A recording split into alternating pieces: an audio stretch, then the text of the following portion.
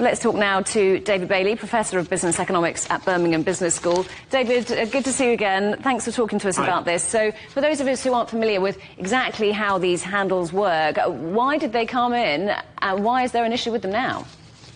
That's a good question. So it really began with Tesla, the Model S, where you had these very sleek door handles that were recessed in the bodywork, and as you walked up to the car or clicked your key, they kind of stuck out and presented themselves. Partly it was for aerodynamic reasons, partly it was to look futuristic and like a sort of spaceship, and also it was to connect with your phone or your key, so as you walked up it synced.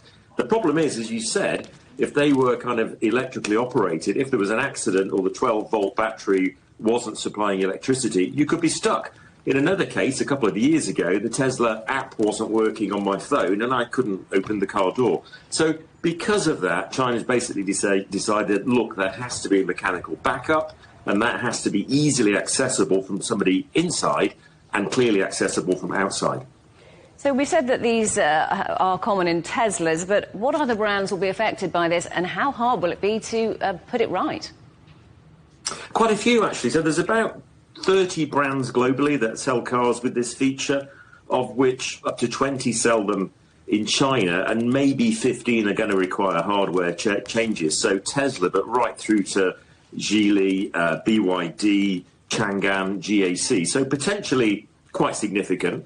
The cost of reworking it, I don't think it's going to be massive. It might be up to 10 million sort of US dollars per vehicle. So you're looking potentially at a total cost in the industry of about 150 million US dollars per car, probably going to mean another $40 per car in terms of new engineering work on those cars. So if you've got one, it's not a matter of a whole recall and a replacement, perhaps more of a minor tweak, you think?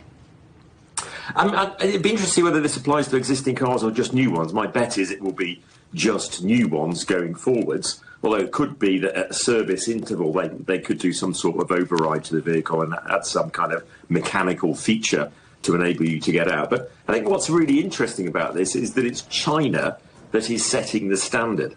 China previously tended to copy European regulations, but here it is as the global leader in electric vehicle sales, with a huge number of electric vehicles, basically saying this is now a problem, we're going to do something about it. Well, I wanted to ask you about that because that looks like a big shift, doesn't it? Do you think we will continue to see China leading the way in safety? Yes, I do. I think we will. So globally, historically, there's been three sort of blocks that have set regulations, which is the US, Europe and China. And China traditionally has followed European regulations. Now, this is the first time it's emerged as kind of the standard setter, and I expect both other regions to kind of follow suit in different regulatory ways that do roughly the same thing, but also China going forwards to increasingly be at the forefront of regulations as it develops the new technologies, not only in electric vehicles, but also autonomous cars, which are also coming down the line as well. Professor, great to speak to you as always. Thank you for coming on the programme. That's Professor David Bailey from Birmingham Business School.